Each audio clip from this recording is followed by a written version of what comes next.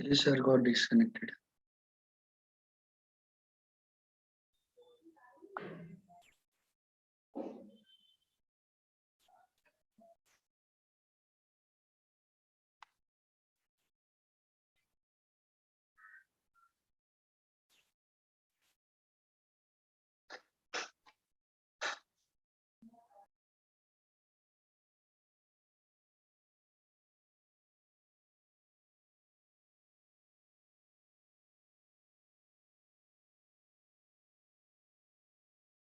Just sorry, Sharma.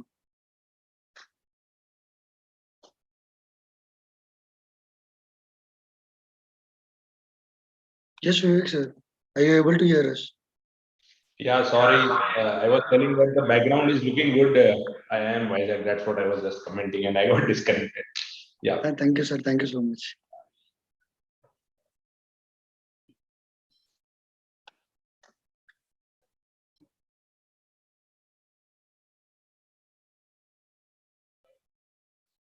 So, good morning, everyone. Welcome to day one of the Annual Business Conclave organized by Business Cluster of IIM Visakhapatnam. I, Patel Shoaib, Business Secretary of IIM Visakhapatnam. It gives me immense pleasure to welcome you all to be a part of this event on this wonderful day. Thank you for joining us. Vriddhi envisions bringing together the current and upcoming thoughts leader together and promote innovative insights and deep dive into industry know-how. In line with the annual theme, normalizing digitalization, disruption, and development, the summit incorporates panel discussion, keynote address, workshop, and several B school competitions. All through a new normal brought about a paradigm shift in a way of event are organized. IIM Visakhapatnam has kept with the time thought its series of leadership webinar in a build-up of this year's conclave. On behalf of IIM Visakhapatnam, now I formally welcome our esteemed panel member, moderator of event, faculty member, alumni of IIM Visakhapatnam, last but not least, the student community of IIM Visakhapatnam who have came to join us for this flagship event. This panel discussion is on a topic of entrepreneurship in developing nation. Is faster technology adoption the way ahead? With us we have Kaustubh Fule, Amitabh Chaturvedi, Vivek Javani, Kartik Dhokaai, and Arnav Sharma as a moderator of the event. Now, I would like to give the podium to Alan Marshall for the further proceeding of the event. Over to you, Alan. Thank you, Patel. Good morning, one and all. It's a new dawn, it's a new day, and with renewed vigor, the Sunrise IIM is proud to host VRIDDHI 3.0, the annual business conclave of IIM Visakhapatnam. This is Alan Marshall, and I'm proud to represent the business cluster. I would like to extend a warm welcome to the esteemed panel, along with the designated moderator. On the same token, we have with us Professor Sushil Kumar, faculty members, and the student fraternity of IIM Visakhapatnam, entailing PGP, PhD, and executive management programs. Without any further ado, I request Professor Sushil Kumar to enlighten us with his words of wisdom and officially kickstart VRIDDHI 3.0. Okay. Yeah, thank you, Alan. I'm audible to you all? Yes, sir. Okay. Good morning, all our esteemed speakers, my faculty colleagues, and dear students. On behalf of Indian Institute of Management, Visakhapatnam, I take this opportunity to welcome each one of you to this grand annual business conclave VRIDDHI. As our students have already given a gist that this is a business conclave of a panel discussion, keynote speakers, and various national level competitions, which is organized by the different business clusters of IIM Visakhapatnam. Such events excite our students because they will learn what they might have not learned in their classrooms, or they will validate or they will clear their doubts by interacting with our panel and experts. At the same time, it will be also an opportunity for our panelists to share their practitioner-oriented experiences in the corporate houses, in their ventures with our students and the faculty colleagues. Without much delay, I would really take this opportunity to welcome each one of you. In spite of your actually hectic schedule and the time and a lot of appointments, you all have really given us precious time to interact with the students. Going forward, for the theme on entrepreneurship development, is faster technology adoption the way ahead? I would share my thoughts.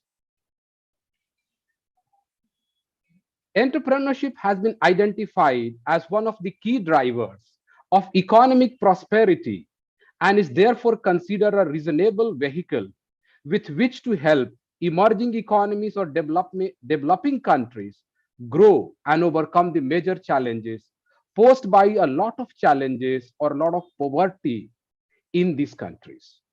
But engaging in entrepreneurship is often a challenge in developing countries because of various reasons. Maybe lack of infrastructure, supporting institutions, institutional voids, differing government policies, and deficiency in entrepreneurial ecosystem in these countries. At broader level, these challenges create constraints or hindrances for young aspiring entrepreneurs and managers to engage in entrepreneurial activities. As we go back to recent history, some of these challenges had far-reaching negative effects. But in last 1 or 2 decades, things have drastically changed or improved in facilitating entrepreneurship development across many developing countries, or which are the bigger ones like India, China, Indonesia, Brazil, South Africa, and South Asian countries, and many others. As per the report, that is Ease of Doing Business report by the World Bank, policies, ecosystem, mechanism, and infrastructure have improved drastically across these developing nations.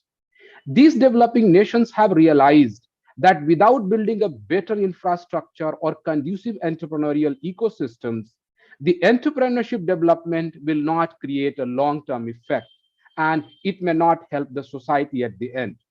If you go through the ease of doing business rankings, the ranking of each country differ or vary because of their affirmative initiatives for entrepreneurship development and its impact.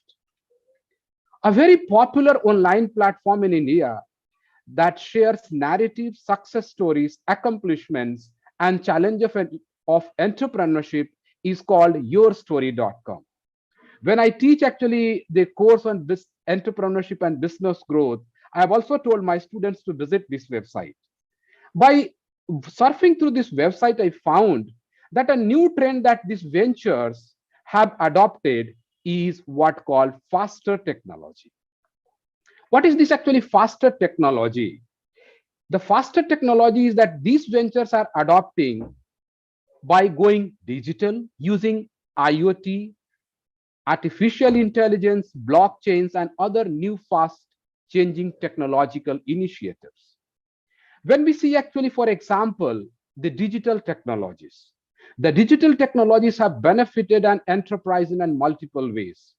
Either they lower their cost, increase revenue, create competitive advantages, and opportunity to build new business model. In general, the adoption of digital technologies is becoming increasingly important for organizations regardless of their age, size, location, and industry.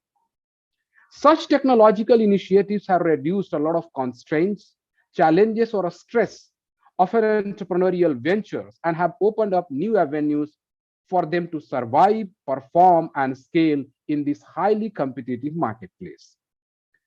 Without taking much time, I would really open the panel discussion, and I would really request our esteemed panelists to at least consider some of the points of technological innovations that entrepreneurs are adopting and compare them that how better these innovations are for their long-term growth. What is that lifespan of these technologies for these entrepreneurials, and how long these newer technologies will really last? So without wasting much time, I would welcome again our panelists, and to my dear students, that these discussions will really help you to learn the things which you learn from a managerial point of view, and the discussions which bring an entrepreneurial mindset covers those some of the processes will really help you. Thank you, everyone. Okay, let us go ahead. Over to our moderator. Yeah, thank you for your insights, Professor.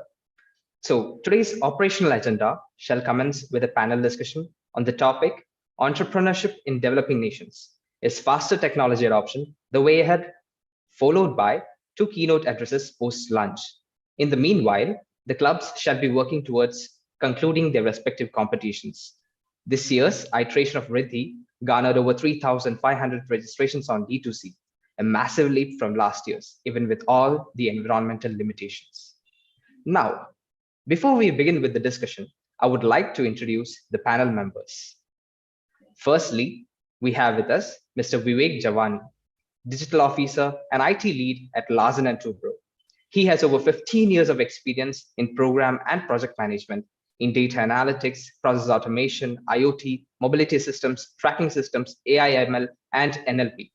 He is no stranger to international conferences and business summits, having delivered sessions at the Leadership Connect 2021 at IIM Calcutta, CISO Conclave, and lots more. We are more than delighted to have you with us today, sir. Welcome. Thank you, Alan. Our second panelist is Mr. Kartik Dhokaai, Project Manager at RapidOps. He has over a decade's worth of experience into functional PM and delivery management across a host of different domains such as retail, hospitality, education, medical, and banking. He too has delivered multiple conferences, with some notable ones entailing those for Agile Network India and at Global Testing Retreat 2021. Sir, we welcome you to this discussion. Thank you so much, Alan, for a warm welcome. Thank you. Next, we have Mr. Kaustubh Fule, founding team member and Chief Product Officer of Hungerbox. Mr. Fule is an alumnus of IIT Madras and IIM Bangalore. An entrepreneur at heart, he mentors young startups and helps entrepreneurs raise early stage capital. He has been a part of the e-commerce space since 2014, starting his stint at Zivame, India's leading online lingerie player, as the EA to the CEO, and then at Ziggy, an online medicine marketplace, funded by former Infosys iGate leadership as the head of product. Welcome, sir. Looking forward to an insightful discussion with you. Thank you so much, Alan. Glad to be here.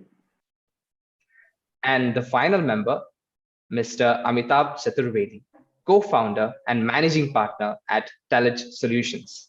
He started his professional journey as a chemical engineer, and over the 1.5 decades, he has worked his way through diverse professional experiences, right from software product development and management to business development and customer marketing. He has a keen interest in business strategy, organizational leadership, and entrepreneurship. Welcome, sir, to this discussion. Last but not the least, the moderator for today's panel discussion, Mr. Arnav Sharma. He's previously handled product roles at Byju's and MakeMyTrip.com and is currently a senior product manager at ShareChat. I'm also happy to add that he is an alum of IIM Visakhapatnam and has also served as the president of the Student Affairs Council for the class of 2019. I welcome you to take over the panel discussion. Thank you so much for the great introduction, Alan. It's always good to be back. And I'd like to thank Professor Sushil as well for actually putting forward a brilliant intro note as well. So let's jump onto the topic directly. So the topic for today's discussion is entrepreneurship in developing nations. Is faster technology adoption the way ahead? I'd want to spend at least 2 minutes trying to deconstruct this topic for the sake of audience. So there are 3 key terms in this topic: entrepreneurship, developing nations ecosystem, and the tech adoption. Now, entrepreneurship ecosystem has got a massive boost in the developing nations. This includes countries like India, Southeast Asia, and the MENA region. In India itself, we now have over 62,000 plus recognized startups, and India has recently become the world's 3rd largest startup ecosystem. Over $42 billion of funding in 2021 and around 85 unicorns are enough to describe the power of this ecosystem. Now comes the role of technology. Technology has played a very key role in making of these pioneering business models. The lockdown and social distancing pushed several businesses to shift from conventional methods to entirely technology-driven operations, thereby creating new avenues to actually plug in the gaps that have been recently introduced. leveraging new age technologies such as artificial intelligence, machine learning, Internet of Things, big data, robotics, Web 3.0. Several startups have actually worked towards bridging these wide range gaps that have recently surfaced. Now, the tech adoption can be viewed from two lenses. Tech adoption by entrepreneurs to solve their business problems or the customer pain points. At the same time, tech adoptions by consumers who are actually availing these services. It's a fairly interesting and relevant topic. So over the course of next 1 hour, we are going to understand the correlation between entrepreneurship and tech adoption. Today we have with us 4 experienced panelists who have closely worked in the entrepreneurial ecosystem. They bring a really diverse set of experiences across different industries on the table. I would like to extend a warm welcome to our panelists.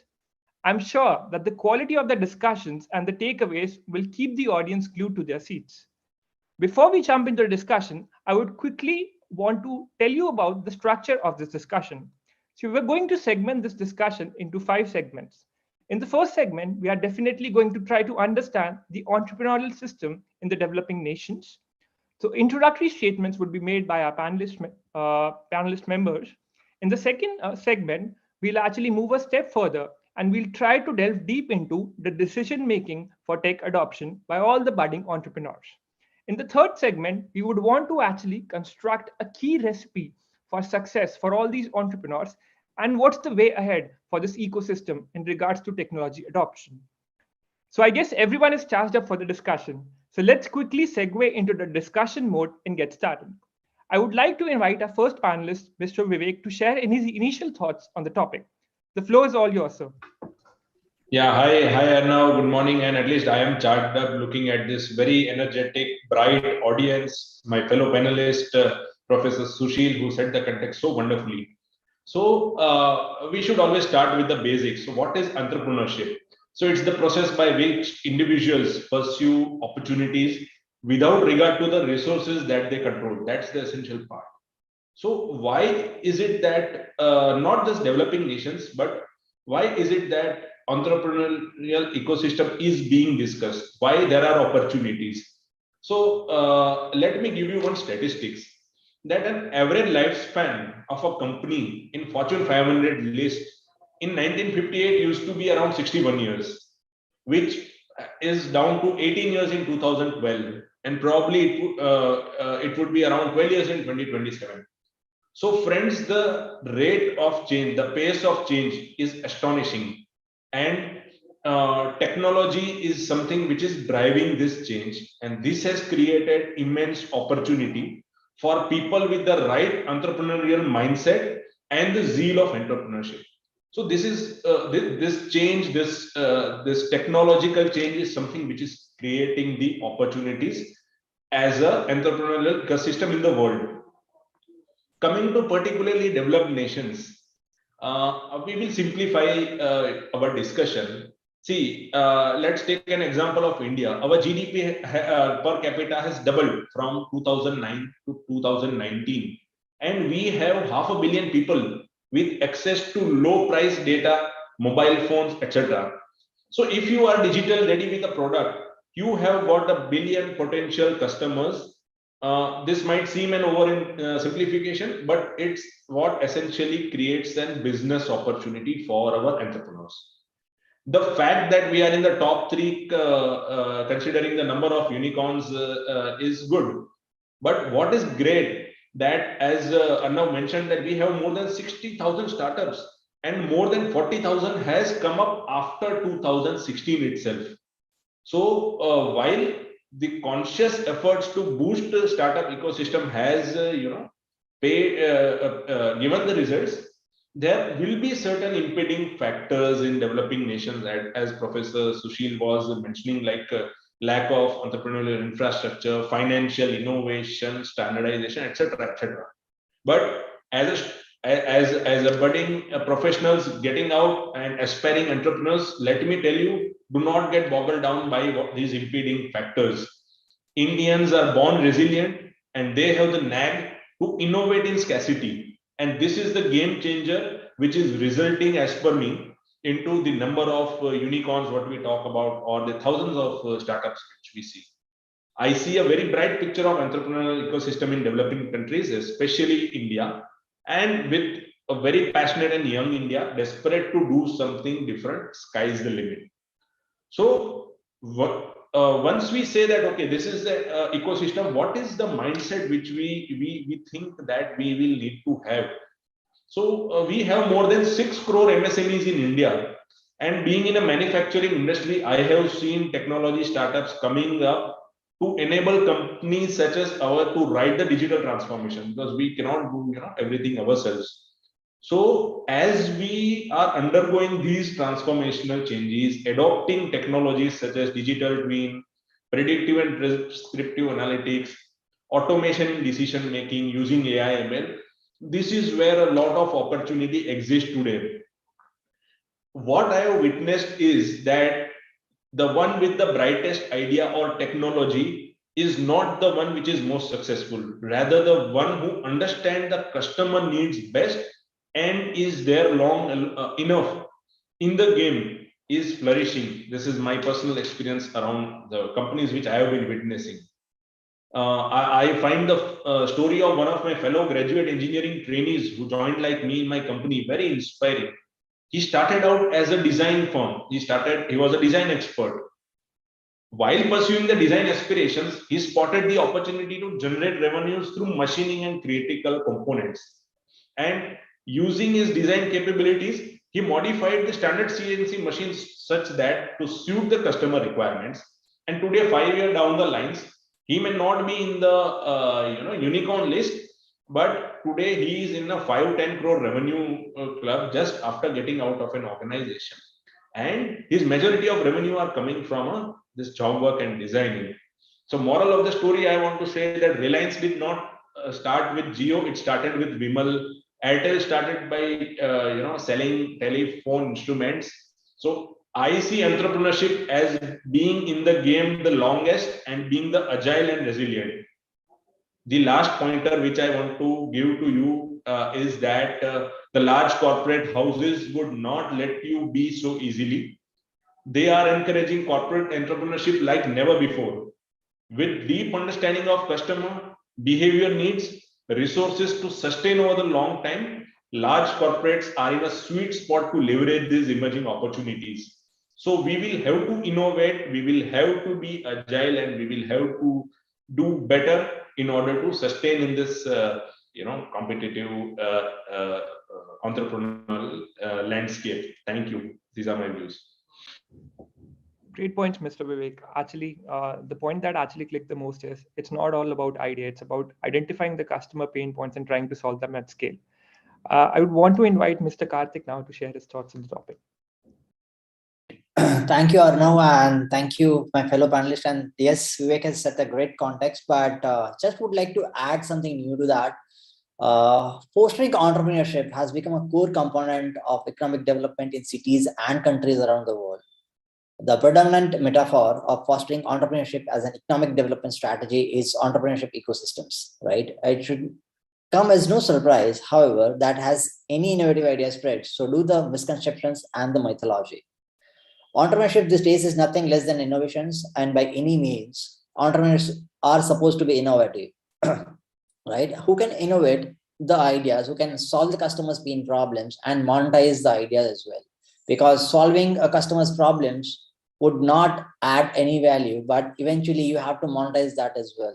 And this entrepreneurship is more of a passion to solve the problems, right? Rather than the things what you are bringing up on a table for end customers by providing the services or with the product offerings. With this, I would like to share a couple of personal experiences, though being a veteran of this industry. The personal experience is like when I started my journey, right, a decade back, I was just wondering that how things are going very slow and pretty smooth, because for taking an approvals, right, it take a long time. And nowadays, like it's pretty quick. So I just wanted to give you a brief highlight that earlier days, right, it was a kind of a waterfall methodologies when we started like jotting down the requirements.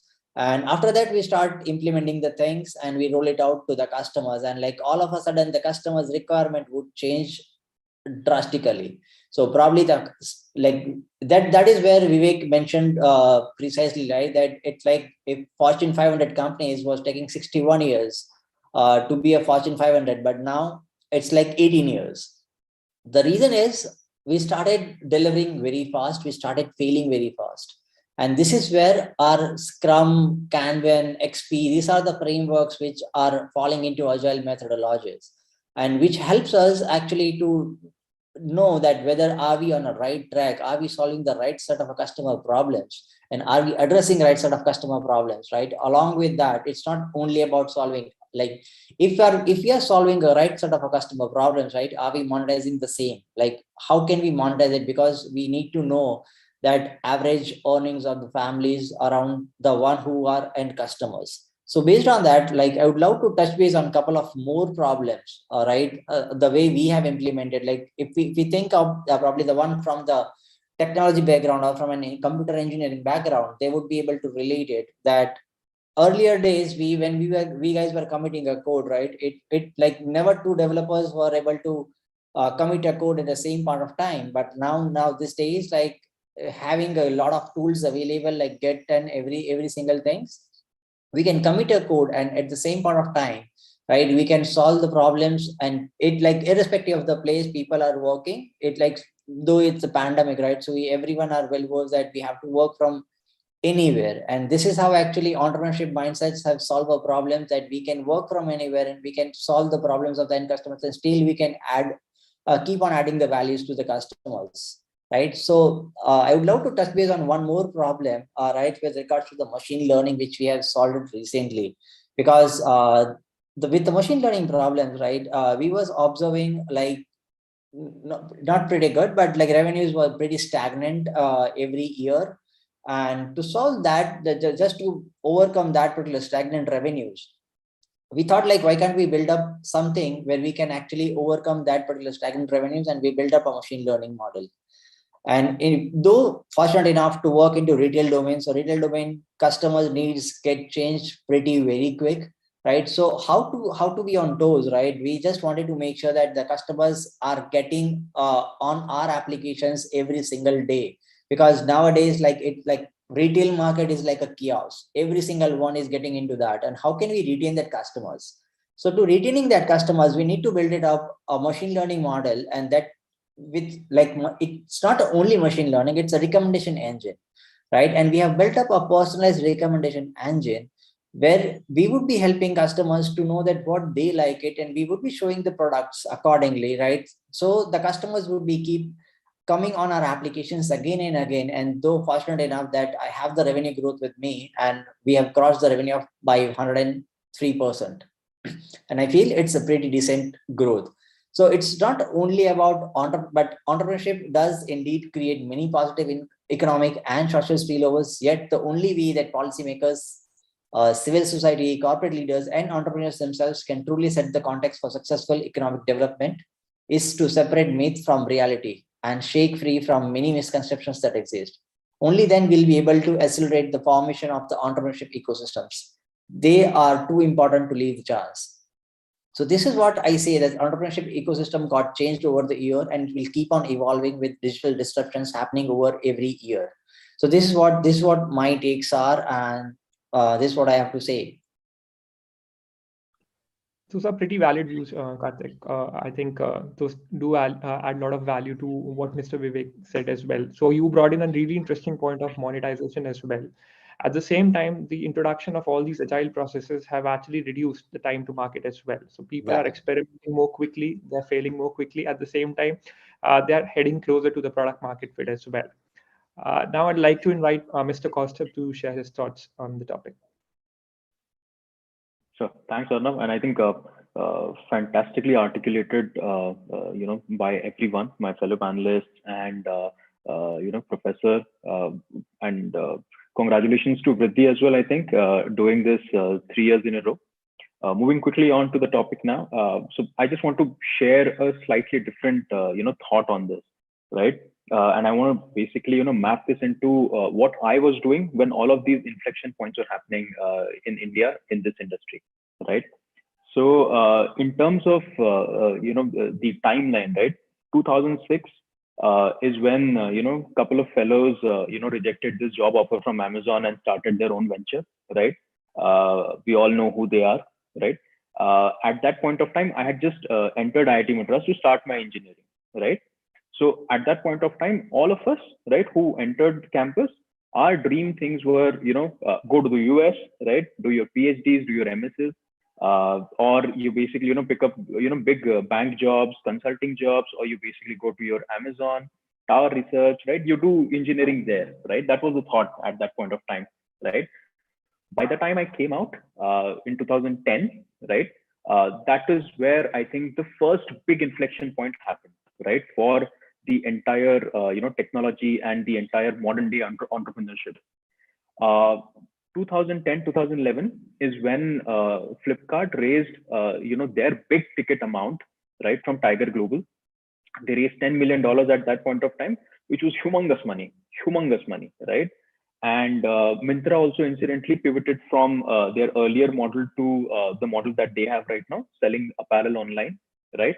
And I saw this from my own eyes because I was basically, after I graduated from IIT Madras, I was heading the entire placement committee at IIM Bangalore.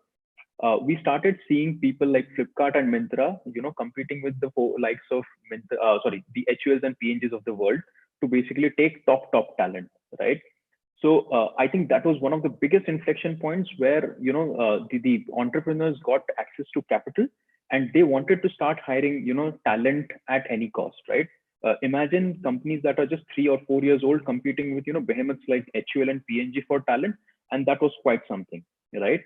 I did not really understand at that point of time how that was going to go through, right? But I think all the people who basically joined those companies at that point of time, they've made shitloads of money, right? So just to showcase what kind of success stories they've had at that point of time. The next inflection point, according to me, was 2014, right? Everybody started talking about, everybody had websites. Now people started talking about mobile first, right? The app economy started picking up really, aggressively at that point of time. I was at Zivame.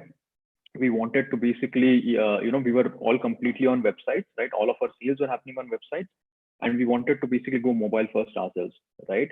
At that point of time, Flipkart, led by Mukesh Bansal then, when Myntra was bought over, the first big thing that he wanted to do with Flipkart was make Flipkart mobile first, right?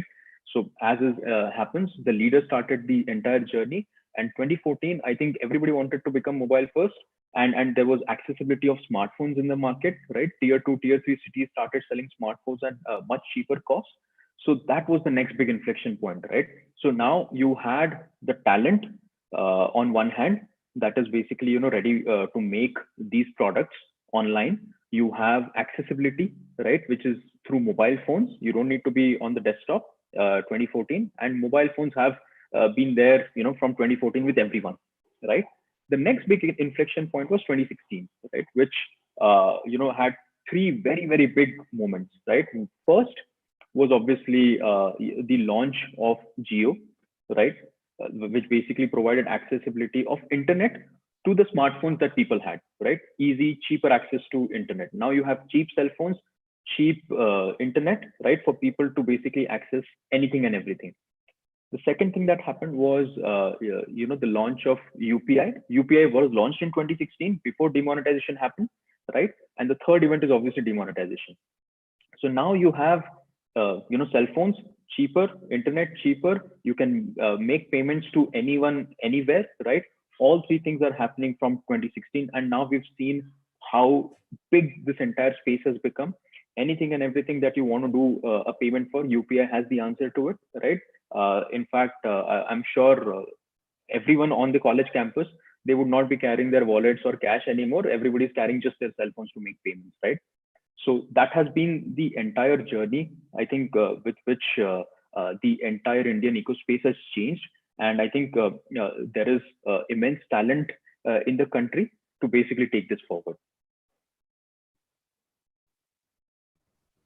I think introducing the timeline piece was really good. Actually, we have seen how the entire ecosystem has evolved as well, Mr. Kaustubh. So definitely the 3 pointers that you mentioned, right? They have really transformed the ecosystem in general. So the entry point of geo, right? So that accessibility was introduced in the system as well. Even folks in tier 3, tier 4 cities got access to internet, and they could actually tap into the huge ecosystem of all the digital apps that are out there. And it actually improved the accessibility as well in terms of, let's say, if I want to develop something, I can easily get a big reach through all the Play Stores and the App Store in general. At the same time, the introduction of UPI definitely I'll say it streamlined the payment system as well. Like it was not so like it was previously taxing, but at the same time now it's very convenient for people, and they have clearly adopted that as well. So great point, sir. So I'd like to invite Mr. Amitabh now to share his thoughts on the topic as well. So you unmute, Amitabh ji.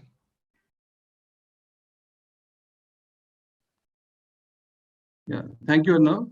And thank you to my fellow panelists for sharing such beautiful ideas about what their thoughts are on ecosystem. I think for me, I will drill down more on ecosystem. I think effective ecosystem. When we talk about entrepreneurial ecosystem for any economy, whether it is developing or developed, I think there are multiple pillars that we need to look at, like whether there is a market, right? We have a self-sustained market available to us, which is a big consumer market, right?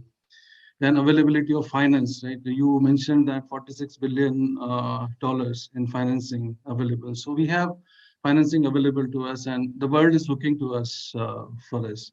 We have no dearth of talent. So the third pillar is talent, which is the availability of talent for any ecosystem to survive.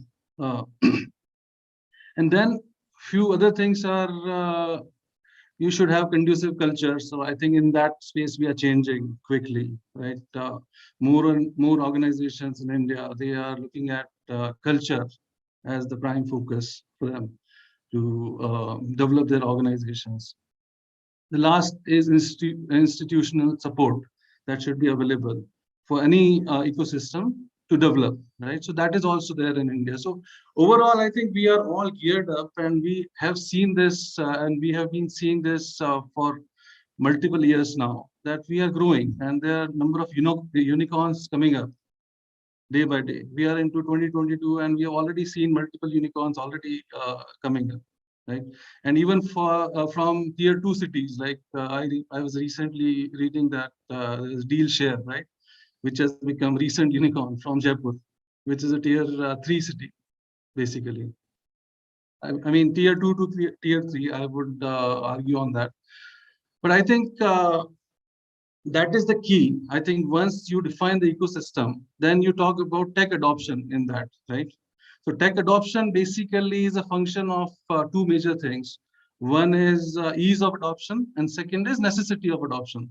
So we have seen in pandemic that, yeah, there was a necessity to adopt and go on to digital solutions. And many organizations have gone and they have changed they have pivoted to different models, I think business models. And I think it has paid off. So they understood that there is a necessity of going digital, and they have taken a stance onto it. The third important thing is innovation. I think the mindset, right, which is changing. Earlier, I think we used to look at different solutions in different economies and try to build on that. Like when we look at Flipkart, I think it was basically similar to Amazon, which was created.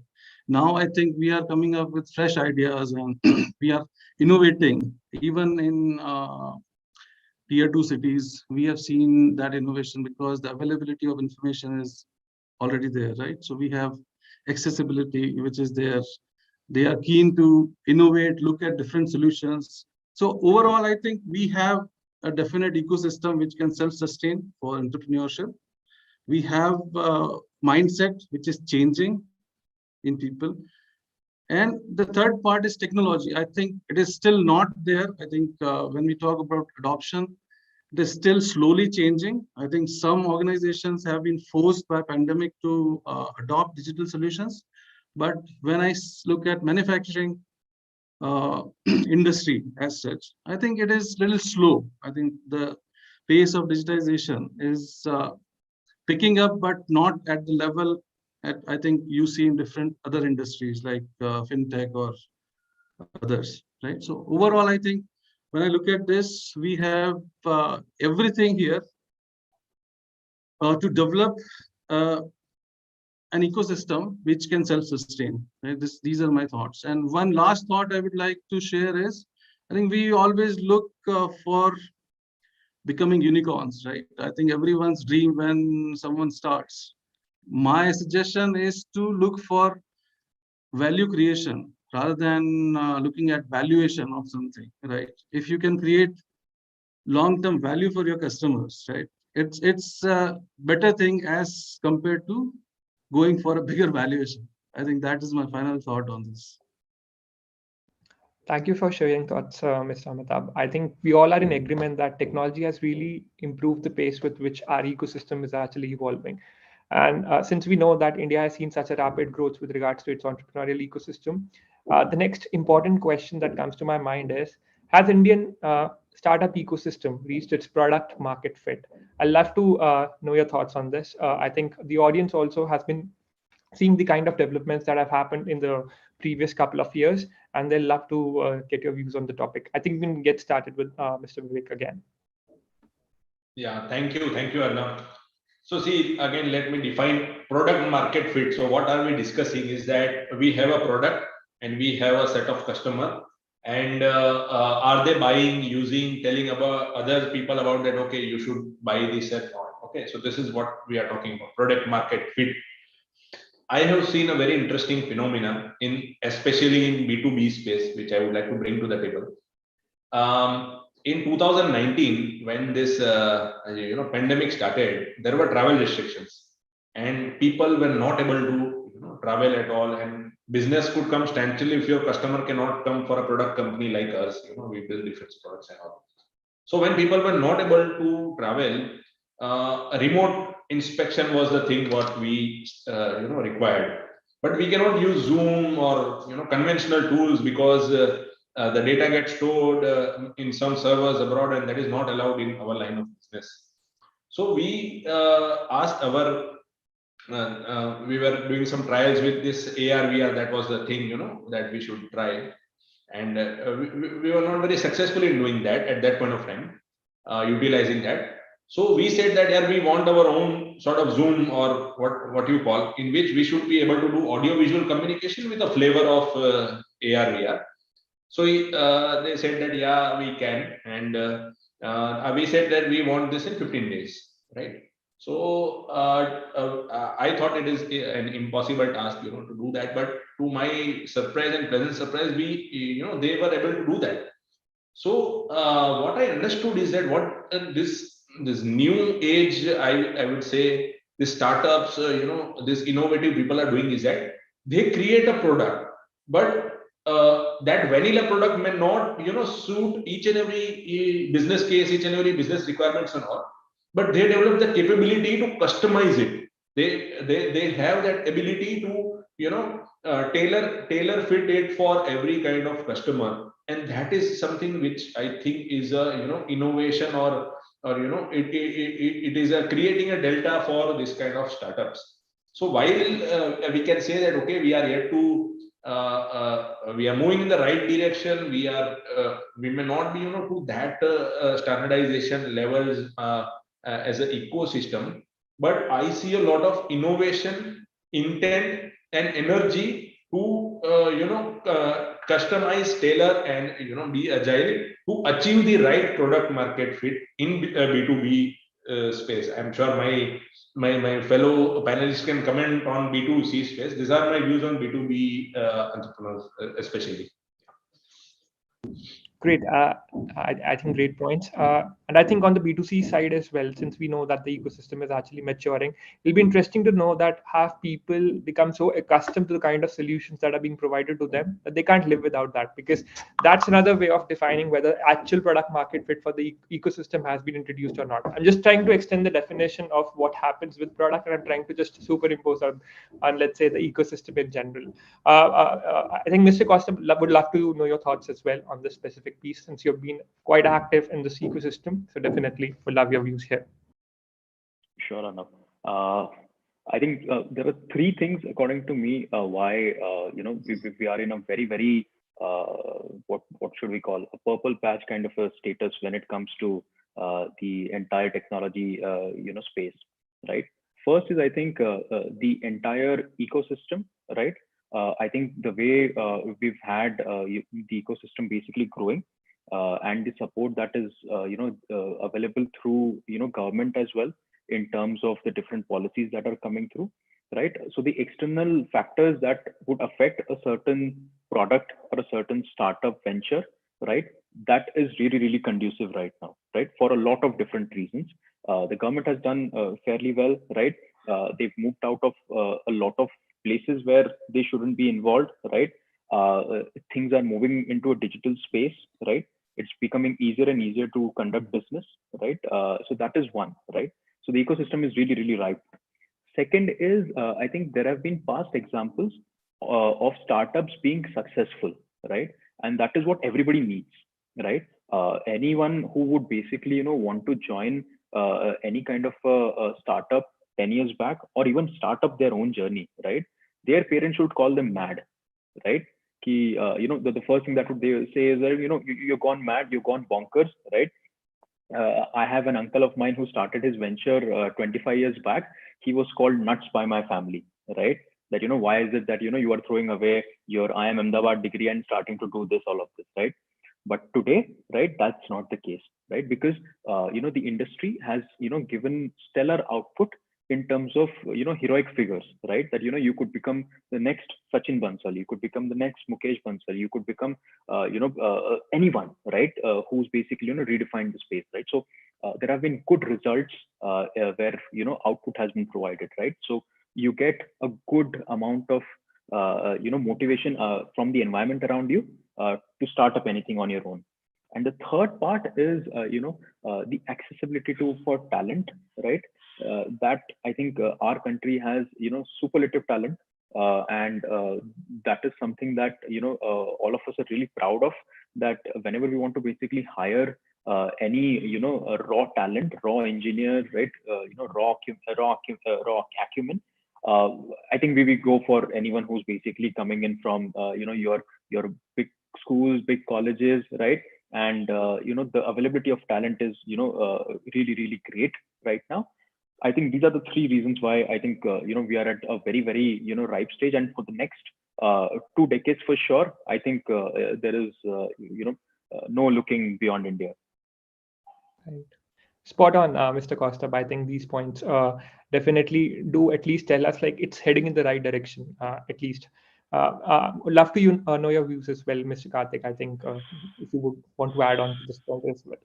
Fair enough. So, Arnav, thank you. And yes, Kaustubh and Vivek has shared the journey with regards to product market fit, right? But I would love to touch base on the basic definition, because we always talk about the clouds, like what do ecosystems into product market fit does. But what is the definition of product market fit, right? It's a kind of a journey. It's not like when we start the journey for building any of the product, right? It's not that we would be delivering the same sort of a product to the customers, because customers' requirements might keep on changing. Like if I speak about B2C segment, in that case, right, whenever, like every single day, if we see, right, Android phones are coming like lot many variants, right? iPhones are coming in lot many variants. Why do we have that segments?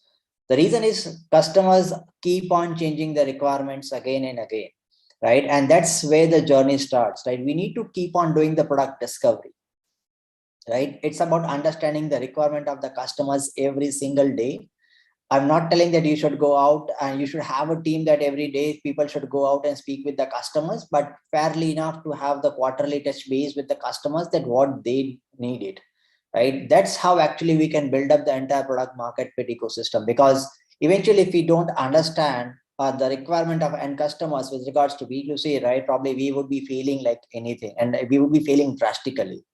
Right. So this is where actually we need to grab on these opportunities, right? We need to keep on learning. We need to keep on ourselves evolving to the customers so that we deliver a product which is actually a product market fit. And this is how actually we can keep any of the product as a product market fit, because I feel that product market fit is not a destination, it's a journey, and we have to keep on evolving every single day.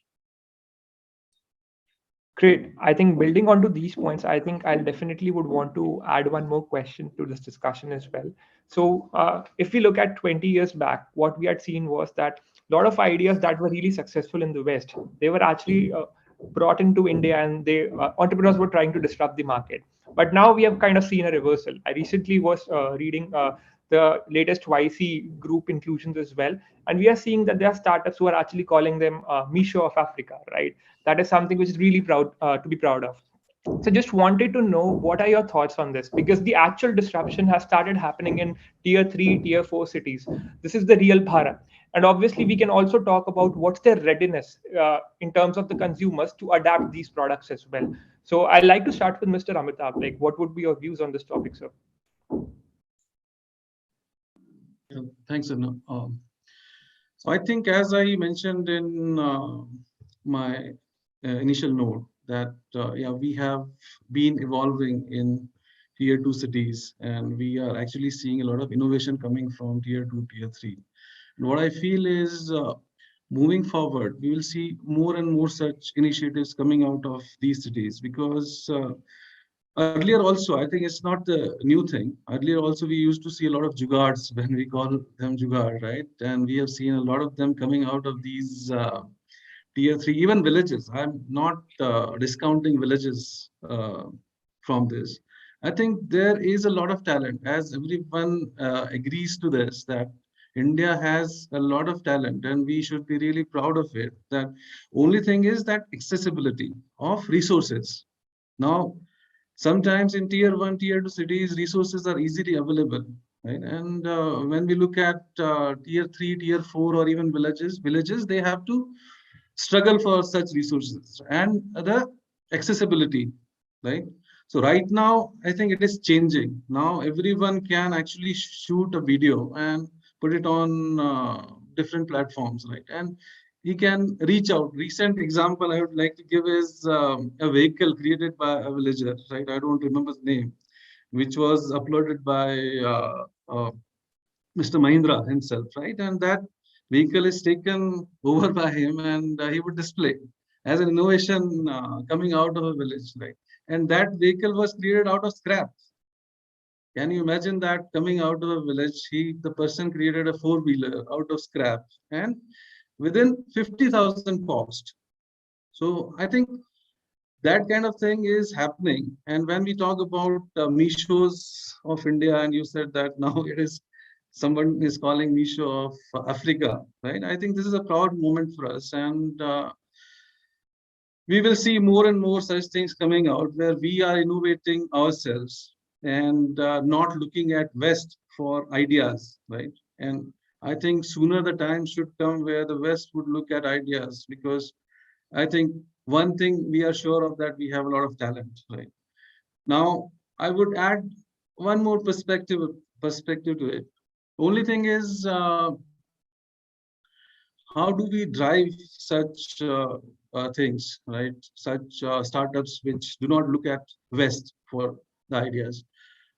We have to go to the grassroots level at the villages, or what I feel is everyone can take this initiative as such to develop talent at such tier 2, tier 3 cities, where we become more creativity centric or innovation centric, right? So our curriculums, our policies should go deep down to such villages and cities where we see a lot of potential.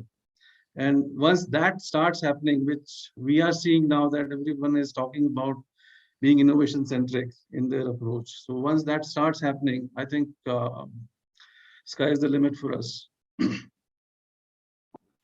Rightly said. I like to add on something. So basically, empathy is something that is really, really important when you're actually trying to solve problems. So, like again, personal thoughts, but what I feel is, let's say tier 3, tier 4 cities, I think they have a deep understanding of the Indian market, which is very difficult for, let's say, a Western company to replicate in general. So I think I'm completely in line with your thoughts, sir, on this. I'd like to invite Kartik to share his views on this topic as well. Sure. Thank you so much, Arnav. And I have to actually join the meeting from my phone because I lost my internet connection on my laptop. So with regards to that, like I would love to share, like I'm not sure if people would have heard about pasushala.com, but this is a real disruption, what I call it, right? From the tier 3 and tier 2 cities or the tier 4 cities, like pasushala.com is an application where you can actually sell your animals, right? It's pretty strange to hear and it's pretty weird to understand that particular concept because we never thought of it like we can sell animals or probably our pets online. Pet dogs again have initiated, like from the pet dogs itself, pasushala.com got initiated, right? And pasushala.com is actually a journey of an entrepreneur who has started, who felt that probably like that guy is from a village where they went and they wanted to sell their animals, probably going 100 kilometers away in Pashu Mela, and they have to sell their animals, right? So now let's assume that they are going to that particular place to sell their animals, right? Irrespective, cow, buffalo, anything. You can visit pasushala.com, right? And where you can actually see that you are able to buy cows, you are able to buy buffaloes, you are able to buy goat, sheep, ox, anything, right? So this is where actually you feel that this is where disruption happened, that people have solved a real problem, though it's not yet probably pretty familiar because they have recently got a investment of $1 billion. But now the thing is that is now like people just wanted to sell their animals, and what happened is like they are actually saving the cost of the end customers. And how they would share the cost of the end customers is like they have to take their animals from one place to another place, right? And if the animals is not getting sold, they have to bring that particular animal back to their place. So they are actually solving a problem. They are actually saving the cost of that particular end customers who want to sell their animals. And now they can register on application itself and they can start selling, and you can register as a seller, you can register as a buyer as well. And more importantly, if you see and visit that website, right, you are able to see the configurations of that animals, right? You are see the parameters that how many liters of milk that particular animal is giving. So cow can actually give per day like 40 liters of milk or 50 liters of milk, right? What is the age of that cow? So this is how actually the disruption happened from the tier 3 and tier 4 villages. And this is what actually I would say that like this would keep on happening till the time you are actually touching the pain problems of the end customers. Right now, you have to realize, you have to see that a value that you are actually adding a value from this particular application. We are actually adding a value to the end customers. And this is how actually disruption would keep on happening whenever you are trying to figure it out a problem of end customers, right? And when you feel that you can touch the problems of the end customers, and when you can only touch the problems of end customers when you start feeling that problems, right? So change happened from us. We have to be the change maker. So we have to start feeling a problem and we have to start thinking of solutions. So this is how actually the digital disruptions can happen. Great points, Mr. Kartik. I think now we are in a situation where we can actually delve deep into the tech part as well, where we actually talk about the tech adoption by our budding entrepreneurs. So whenever someone is starting up, like there are a lot of tech decisions that have to be made. Some people have tech background, but there are certain people who don't come from this background, right? And these discussions are critical when you have to actually move forward very quickly or you have to scale. So decisions like whether the tech should be built in-house versus should they outsource it to someone who's actually having expertise in this, I think that becomes fairly critical. At the same time, you have a short-term outlook where you actually try to go to the market very quickly. You want to optimize for time to market, versus let's say you want to build something in-house that is going to become your competitive advantage in near future. So I think this is a problem. I'll say it's a dilemma for most of the early entrepreneurs. Would love to know your thoughts on that. I think we'll start with Mr. Kaustubh here. Sure, Anna. I think one of the key things when it comes to starting a technology venture is obviously, I think, first things first, as I think we've spoken at length, everybody has pointed that out, is identifying a certain pain point and adding value to that pain point, right? Technology becomes a tool to basically, do that. Once you basically have identified that, right? And I think there are two scenarios, right? The technology entrepreneur, wanting to start this venture, that person, if that person is from a tech background, I think then the question of outsourcing just doesn't come through, because that person would, be the one who would want to basically front end it, right? They might want to basically, pull out, push out some kind of items from their, tech stack, outsource them, right? But at the same time, the entrepreneur would retain the key knowledge that is there on the platform that they are trying to build, right? But primarily for entrepreneurs who are not from the background, I think the key, recommendation that I would have is the best one: find a founder for yourself, co-founder for yourself, who's a tech, who's the tech guy, right? You've seen, what should I say? Two founder combos in the industry most of the times. One is the one who basically looks at the product or the business side, raising funds, and the second basically looks at the technology part of it, right? Because if your core of the of the venture is technology, it is obviously advisable to have it as much as possible as in-house, right? So try shying away from outsourcing your key what should I say, ingredient outside, right? Because there are two risks. One is that person can basically run away anytime because they don't have any skin in the game. They are not motivated to help you out at all times. That is one. And second is, it is just too much of a risk, right? If they just lose interest on their front, you're gone, right? They can basically do that as well to hurt you, right? And yeah, that is one. And I think in terms of looking at short-term gains versus long-term gains when you're trying to build a product, depends on the journey where you are, right? Because if these are initial days in your venture, right? If you are a pre-product kind of a stage, right, where your product has not hit the market, you're not earning any kind of revenues or users, right? Short-term gains are extremely critical, because that's how you can understand whether or not your concept, whether it is serving the need of the customer in the market or not, right? Because you can ideate all day long, but you'll not know till the time the product hits the market, right? So try getting the product to the market as soon as possible, and please do look for short-term gains during the start, right? Because if you do not have short-term gains, you'll not be able to build that confidence within your own set of initial employees, your investors if you've raised money, right? So that's very critical. Once you basically pass that stage, right, then it is about looking at a slightly longer term horizon, right? So that's why a company that is basically trying to make a product today, they should basically be focusing on short-term gains. While we are talking about the Mishas of the world, Udans, right, they are all looking at long term, right? They are not looking at what they should be doing tomorrow or what they should be doing next month. That's already charted out. That's already planned for. What they are looking at is what should they be doing 2 years from now, right? 5 years from now. So that's how it changes based on the life cycle of the company, right? So yeah, I think those are my thoughts, Arnav. Yeah. No, great points. I think you rightly mentioned actually the secret sauce, right, should exist within your ecosystem itself.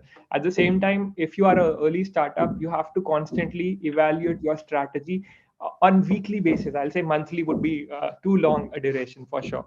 I'll circle back to Mr. Vivek to know his opinion on the topic as well. So see, I would like to just give it a little other angle. Kaustubh has put it wonderfully.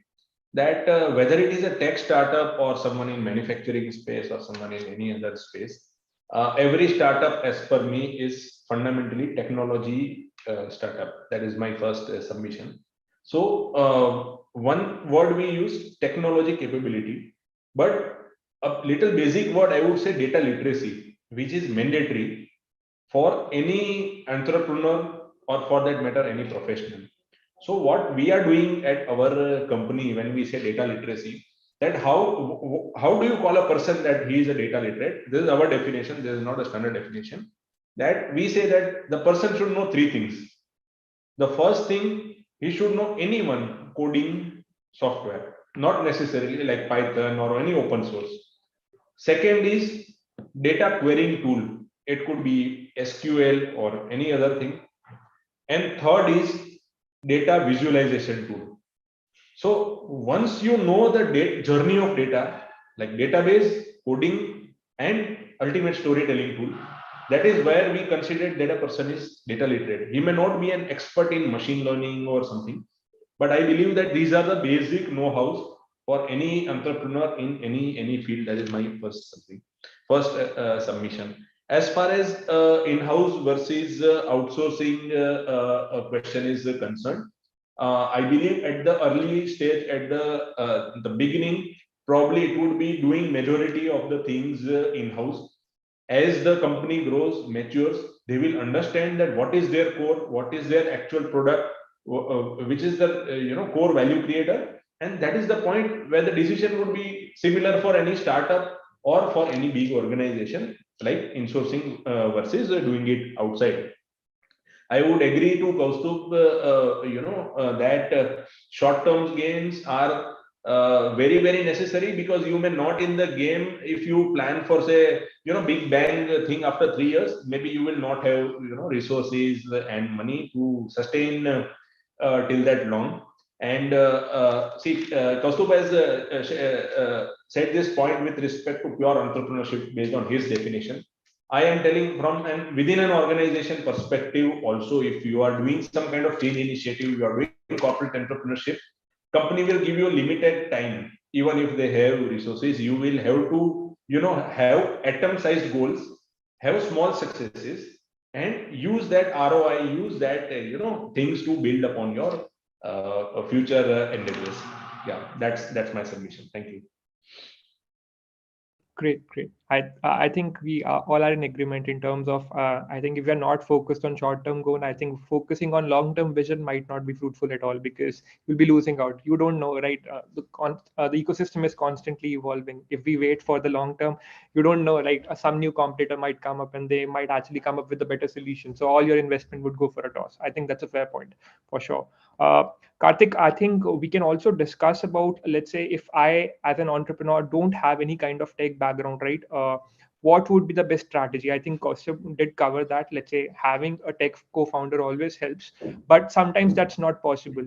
I think the investors also are certainly biased towards certain companies who have, let's say, a tech person in the founding team member. But is that a must? I think would love to know your views on that as well. Probably one of the favorite question of mine, right? The reason is I wanted to be an entrepreneur, but probably I haven't started my journey as a developer, right? Because I cannot write a piece of a code. I though can read a piece of a code, right? Because we do have a commenting sections and everything where we can understand that what does this particular line of a code says. So if I would completely agree on Kaustubh that we can get a co-founder, right? But how can we get it, right? Because eventually to get a co-founder is pretty much difficult. It's not a piece of a cake that we can have it and grab it, right? So in that case, like if you are able to found a co-founder, right, I would say that you are pretty lucky, though I couldn't found it so far, though I'm in hunt actually, though I'm having a lot of ideas to get it resolved, though I can understand the pain problems of our customers, but being not a developer, I could not solve that problem.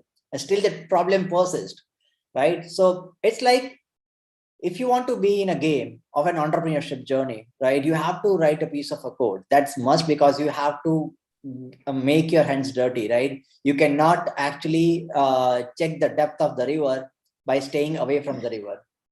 You have to get into it, and you can only get into it when you have certain things in place, right?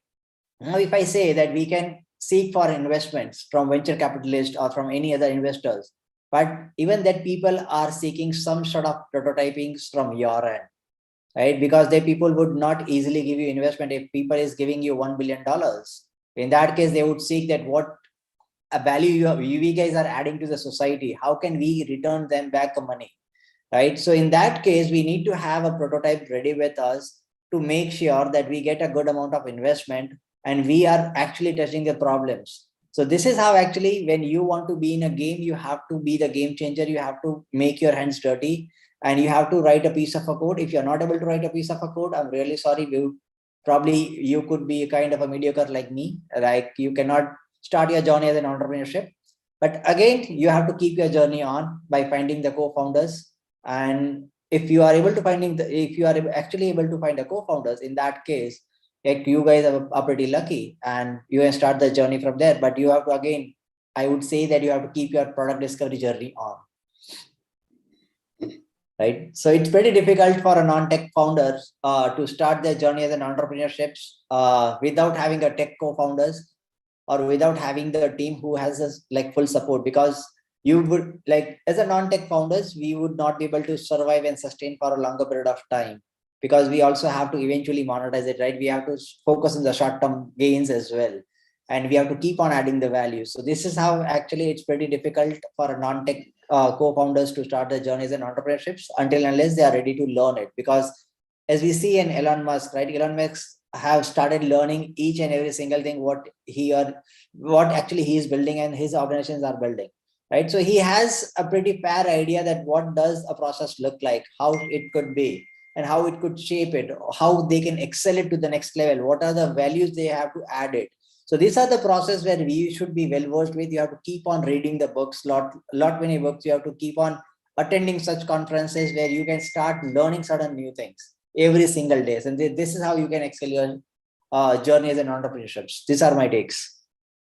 No, I think these are fair points for sure. I'm saying if you can't find a person who's actually skillful in a specific aspect, it's always better to start yourself, like get your hands dirty. And unless you have knowledge about that, you will not even know whether it's headed in the right direction, right? I think as an entrepreneur, it's definitely good to have things in the control as well. If you can't find the resources, I think you have to learn that and start implementing that at the earliest. Those are fair points for sure. On this note, I would also want to cover one more point. I think it'll be an interesting point for sure. We are already going through a pandemic era, right? And there were a lot of pivots that actually happened. So companies used to operate with a specific business model and suddenly everything changed. Now changing these business models very quickly in an agile way becomes really, really important. Now, how important is technology to actually enable this kind of switch? We have seen a lot of companies that have completely changed their business model to adjust themselves to the current scenario. So I think we can actually start with Mr. Amitabh. Would love to know your views on this specific topic as well. If you can share some personal experiences, that would be great. Thanks, Arnav. As you rightly mentioned, pivoting is necessary. I think we are unsure, right? We live in a VUCA world where things are volatile, ambiguous, right? And we have to be ready for such changes in our other business models or products. But having said that, I don't think we should do. I think anyone should do pivoting just because others have done it and they have become successful. I think it has to align with what vision you have for your organization and what have you tried till date, right? So I think if you're not focused much on, let's say, for example, if you're not focused on one segment and you see that, okay, if I change something in my product, right, it may work. Now, this is not the right thing to do because I think it has to align with your vision. It has to see, you have to know that, yes, I have done enough for this, right? It has hit a plateau and there's nothing more I can do at this point to push this product in the market. And that is when I would go for pivoting, right? I think that is the key challenge. And if you see, I have my personal example in this. We started and within 3 months, pandemic struck. So we were kind of clueless in that because I think it was kind of unprecedented event, right? Which would not happen again and again. So we thought, yeah, we started with one vision and going into some segment of market and trying that out. But if things change, and drastically, I would say, we had to think a lot and we have to build, I think when I touch upon this point, I would also like to mention that how resilience can be built into organizations, right? In such events where you have to look at and respond to such events. So I think I went through a model. I think BCG had given a model that time. I'm not sure whether they had given or it was respond, recover, and reimagine, right? So respond, when we talk about respond, it mainly talks about how we can build the continuity at this point, right? I think the best possible way is to continue with what you have in the best possible way, whatever skills you have, whatever resources you have, right? And be safe. I think for pandemic, we have to take care of that aspect as well. Next point is recover. Recover means you're trying to maybe look at different perspective and trying to recover from what is there.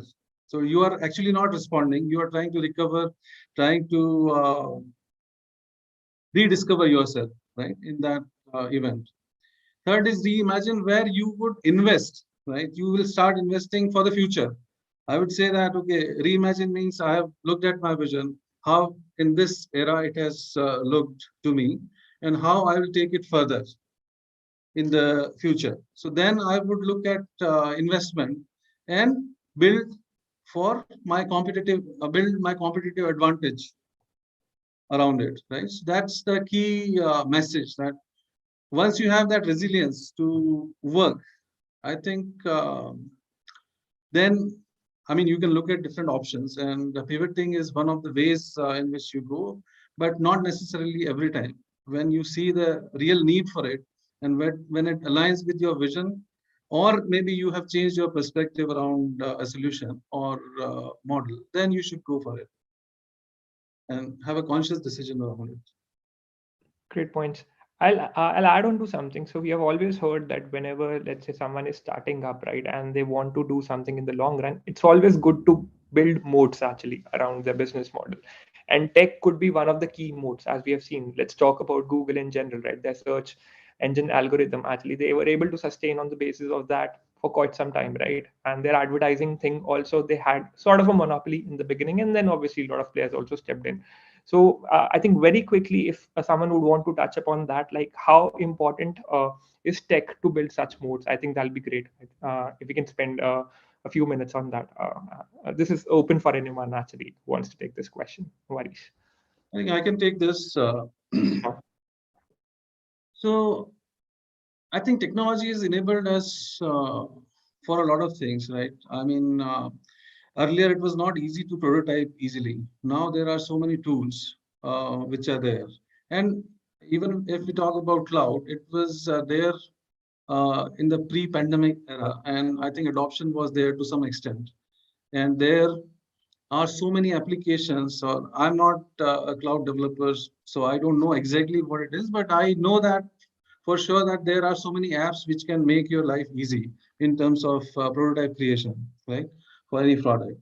And if you can do that, I think, and you talk about different modes, right, which can be created and tested around a product. So I think technologies has enabled us doing that in a quick way. And when we talked about that earlier also, I think it is always good to fail quickly and recover from that failure, right? And learn from that rather than just waiting for something to get successful and in a long term, right? You just keep on hopping around that same thing.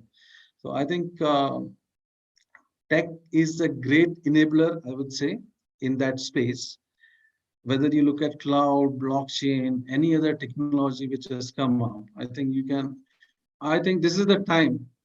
I think as Kaustubh rightly mentioned that we are actually in our purple patch in terms of everything. And technology is one such thing where we have so many technologies coming up and are there to help us build such and test our ideas or change our course of action around that. Great. I think that's great for sure. Would anyone want to add to this topic as well? No, one just quick, a little lighter side, that when we are talking about pivoting and many a times we do not change the product, just the mode of delivery gets changed. During this pandemic, in any city, like I live in Surat, and there are coconut sellers. People used to sell coconut. And when this pandemic is there, people generally don't go outside. Like, they are scared and all. So many people lost their livelihood and all. So one among them, Trendy Coconut, he started this brand and he made a small application. I don't know where he made it, but in the process, in 6-8 months, so because before this interaction, I called him up. So from 60 to 100 sales of coconuts, he could reach to around 2,000. And he says that I have a list of 2,500 potential customers on my list. He may not use the app now. He uses WhatsApp and all. The point I'm trying to drive is that technology is enabling not to just change the product, but change the mode of delivery. And that is something also, we can term it as pivoting or whatever, but that also can create, a 20-time revenue jump for this type of, endeavors and all. Yeah, thank you. Great, great. I have a very specific question for Kaustubh here actually. So we know about Hungerbox, right? Like how exactly the mode of delivery was, like what was the business model earlier. Due to pandemic, right, a lot of things had to be done. Like there were certain cafeterias that were created where you can actually have your own space, right? At the same time, you have to be safe as well. So again, that was a pivot for the company. Like you might have to do that very, very quickly because the market changed suddenly. So it'll be great if you can just shed some light on that as well. Yeah. I think pandemic is a very, very, what should I say, sentimental topic for all of us in the organization, because our revenues dropped 95%, right, from March 2020 to April 2020, right? And obviously the need of the hour at that point of time was how could we basically, come back to our usual revenue levels? What else can we do, right? So we had three thoughts that we basically, finally shortlisted from the several concepts that we had in mind, right? So the first thought was obviously, we wanted to move to a lot of industries which were COVID-proof, right? So the pivot was more in terms of we were a more corporate cafeteria technology-based player, right? Now we wanted to move to industries which are COVID-proof. When we say industries that are COVID-proof, trying to find tech solutions for food and manufacturing setups, right? The blue collar workforce was still going to the manufacturing units, right? Because all of them were completely functional, right? Then we had hospitals, right? Hospitals were running at all times. So how do we find solutions for food that is being served inside hospitals, right? So that was the first key element of pivoting the product to basically serve for industries that are COVID proof, right? So we had to make overnight changes to the entire product stack to be able to address use cases in these two industries, right? That was point one. Second was moving to geographies outside India, right? That got accelerated for us, right? So now we are in plans to basically launch in places like Middle East, Australia, right, which seem to be further from our country, right, and basically making the entire product into a SaaS-based product. Right now we are more of a food tech product, right, wherein there is some level of technology. Sorry, there is maximum of technology, but some level of operational support also that the tech product needs. Now we are wanting to move this to a completely SaaS-based product, wherein any company that is based out of UK, Australia, right, or even India, obviously, right, if they want to basically have any kind of a setup to be done to basically send meals to their employees' homes, or to basically have the same thing to be done from their own cafeterias, they could basically do it by doing 5-6 clicks on a certain dashboard, and that's it. The product is ready. They basically get tie-ups with the payment partners, all the merchants that are around them, right? And logistics partners, right, who will basically make the last mile delivery and so on, right? So that's been the key element of how we've been basically trying to do on these two fronts. The third front has been obviously to provide for our current clientele, right, whose COVID hit, right? So just to name, India's biggest, private sector employer, TCS, is our client, right? So what we've been trying to do is during COVID, right, people who basically fallen prey to COVID, companies have been wanting to send food at their homes, right? So we've been basically, using technology to power all of these experiences, right? Because all of these things are, sponsored by the organization, right? That's where our expertise comes in, our user base comes in. So those are the three things that we've been doing, right? So yes, strong pivot and wanting to basically, make this into a product which basically becomes pandemic proof to start with. That's a fairly interesting journey for sure. I think must have been really, like, everyone would have been on their toes for sure around that time. I completely get it. I can completely relate to that. I think let's switch to the next segment. I feel that I think we should start focusing on the kind of disruptions that are happening in your respective sectors, the tech disruptions. I think that'll be a really good value addition to this discussion as well. And I think a lot of our audience members would also be willing to actually ask you questions on that as a follow-up for sure. So I think we can start with you, Kartik. I think let's talk about the next biggest disruption that's going to happen in the sector that you are actually working in. It'll be great to know. So sure. So there are a lot of tech disruptions which would be happening around, and majorly what I see is like contactless checkout. We would not like, whenever we talk about tech disruptions, right? I feel scared, but because eventually people would be losing their jobs who don't have that sort of a skill sets, right? Because see, whatever power whatever technology we bring in, right? There would be people who don't have that sort of skill sets. They would be losing a job. So I'm just focusing on a retail thing where there are people who are sitting at the checkout counters, right? They are good at doing that particular things, but they are not good at any other things. Now, what would be happen? Like, what if we have an application where you don't have to do the checkouts, right? And you just have to feed your credit cards and your credit, like whenever you go for a shopping at that sort of time, it would be a complete checkout without single checkout, without standing at single checkout counters.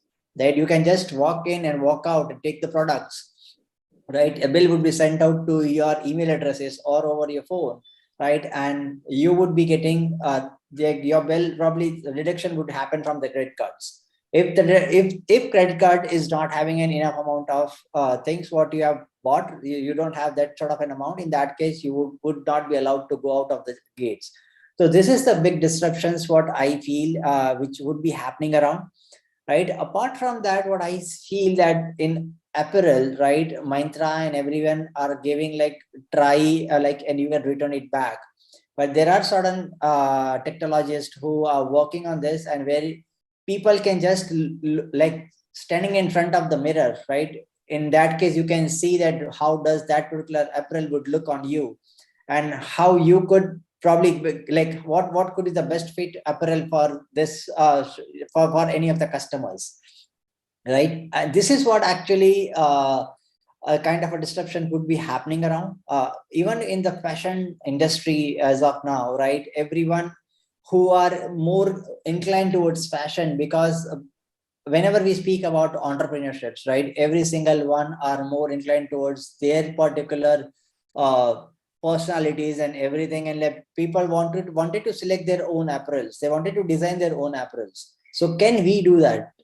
Though I don't have a design background, I can do that still, right? So I can select a fabric, I can select it, I can actually see that once the entire design is done, I can look and feel that how does that particular design look like, and I can place an order and I would get a customized suit based on my observations, based on my selections. So this is what disruptions would be happening around into fashion industry as well as into retail industries.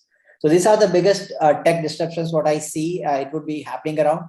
Apart from that, into agricultural startups, there are a lot of agricultural startups as well, and they are also trying to feed into it based on the customer needs. So that, but every single thing, I'm more worried about like people will be losing their job, the one who don't have the skill set. So the one who have to be in the system, they have to really have to make sure that their games are on. They have to be spot on with every single things, and then they can be probably into the game. Else probably they would be out of the game. So tech disruptions against comes with a lot of challenges as well, with people losing their jobs.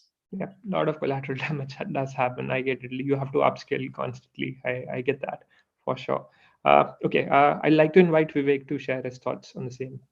Yeah. So I'll restrict my submission to manufacturing industry because that's where I work. And let me just start with a little bit of history. That it is not that we are standing at the verge of technology. As in, okay, yesterday we were nothing. Today we are disrupted and all. Manufacturing industry has been evolving very rapidly since say 2000 year. The first thing which started obviously is the pure vanilla IT systems like product lifecycle management, enterprise resource planning, ERP system, and all, which actually resulted in paperless operations and drawing management, document flow, etc. The second thing which came was advanced metrology, where we started using laser trackers, laser projection techniques, etc. So, which actually revolutionized the way we inspect things. Third was industrial automation, like special purpose machines we use to carry out multi-layer welding, which even human being finds it difficult with the help of the sensorized machines. And obviously SCADA system, like for very, very critical activities, we started doing this. So these are all industry 3.0 artifacts, which created a base for moving on to industry 4.0. While these gave us the business excellence which was required at that point of time, it also generated a lot of data in that process which was not utilized at that point of time. What is happening today is that organizations such as ours, which were very powerful in this industry 3.0 artifacts, are now started leveraging data analytics, machine learning, artificial intelligence over all this data to create actionable insights which will give us business excellence. So this is the structure of how manufacturing industry as per me is evolving. To quote a few technologies in 2022, as per me, what is going to happen? How do I see a couple of years down the line? Decade is a very, very long time, but I am talking about this thing, that asset and performance management is going to be a key for manufacturing industries. Edge device and computing would not be an good to have thing, but all our assets are going to have this. IT/OT integration we have been talking about, but now aspects such as data security would come to fore, and IT/OT integration would be very, very tight and not loose as it was yesterday. Digital workplace and variables is another area which I think is going to have a lot of traction. And all these technologies, what I'm talking about, ultimately it is going to create a very, very collaborative and an aligned thing which we will be calling as a digital twin enabled manufacturing going in future. So this is how I see as a manufacturing industry yesterday, today, and going ahead. Yeah, thank you. Great, Vivek. I think Amitabh, you can go next. I guess I think we'll have to about your thoughts as well. I would also share my ideas on manufacturing because I've been involved in that industry for a long time. I think, digital twin, as Vivek mentioned, is the thing that is talked about a lot, right, at this point, and it has not evolved in manufacturing to the level where we would like it to be. But I think it is evolving as we speak, and the key aspects of this is how you can ensure operational efficiency, right? So there are three main pillars to this. One is how do you improve your productivity, the workers' productivity around this. Second is how do you improve reliability of your process, and third is, which is most important, is profitability around the system. So any technology that would disrupt, right, would have to look at all three aspects of this, or one of these three aspects for manufacturing sector. Now, when we look at digital twins and how reliability will change, so AR/VR will play an important role as per me. I think You would have wearable helmets, inspection rounds can be done based on that. You will have VR just to ensure that how an equipment is behaving. You don't have to actually go and see the equipment, but yeah, I think all these things, when digital twin will come into picture, will start taking place. But the maturity, when we talk about industry's maturity to take it, right? It's I would say it is not yet matured to that extent. I think there are still concerns which are there. Like Vivek mentioned, IT to OT integration, which is still not happening or taking place. It will take place when we look at challenges which are around this. Like one is security challenges, right? When we say most of our customers always want on-premise cloud, right? They are still not ready for a remote cloud or hosted somewhere else. So they are not ready to share the data on the cloud. So you always have to go with the on-premise. This has to change with the security concerns erased of their minds. So that is one thing. Second is they are still worried that they are not ready. So I would share my personal experience. I talked about this, I think, in 2017. I talked to a big customer, and I went there and offered the digital solution that we can bring digital infrastructure and we can do predictive maintenance, predictive understanding of things for your plant. They said data ही नहीं है हमारे पास. So I think that is a key challenge, that for AI/ML to also work, you need a lot of data, right? And when we look at machine learning, you need lots and lots of data by which you can train. So we are not. So what I want to say is these technologies existed earlier also. So we used to talk about regression models way earlier than when we talked about AI/ML. We used to talk about artificial neural networks way before, right? It's not a new thing that has come up. Only thing is how you can apply those principles more effectively with a lot of technologies coming. That becomes more important. And the readiness.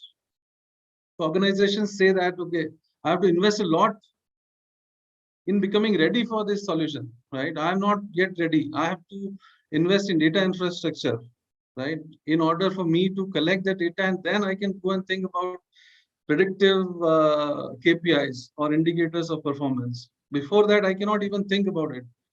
So I see a lot of organizations are going into that, but I think the clue, they are still, I would not say clueless, but yeah, they have very little clue around it. Second part, which Kartik mentioned, is skill set of people. I think we are producing data analytics engineers like anything now. I think I have seen so many ads coming, learn analytics, learn. I think the key part that is missing right now, as I see, is the domain part of it, right? You are not focusing on domain skills, and you cannot, I think this is my personal experiences. You cannot do or solve every problem with AI/ML, right? You have to have first principles understanding. If you just go with herd mentality that, yeah, if मैंने analytics सीख लिया, I have learned analytics and I know about this, I can solve any problem in this world, which is not going to happen in manufacturing industry. You have to know the domain, the problem you are trying to solve. You know that you have to have that understanding with you. And that is where the skill set becomes more important. And one more part which I would like to add is not only technical skills, but we have interacted with a lot of people in industry. And I think we have worked on digitization initiative from technical side, but more and more C-level executives, more and more top-level executives are concerned more on social skills of people and the way they deal with pressure, the way they deal with stress, right, in the workplace. It is the requirement which is coming up, and when you look at Industry 4.0, this is the key people requirement which is going to come up. As mentioned by, I think we have many survey reports which say the same thing, and we started looking into that now with more focused, right? But I think these skills will, like empathy, which was mentioned by Arnav, right? Empathy is one thing which is very important, right? And you need to work even as an entrepreneur, or if you are an employee, that is a key skill you should have, right, in order to succeed. So there are multiple things which are there. So disruption will definitely take place, but I think we have to be ready with that, ready with what is going to come towards us, right? I think great points, sir, for sure. I'll move on to Kaustubh. I think, Kaustubh, you can also talk about the disruption that's going to happen in your space. Would I also like you to actually conclude the discussion as well in terms of how's the future going to look like as well. Sure.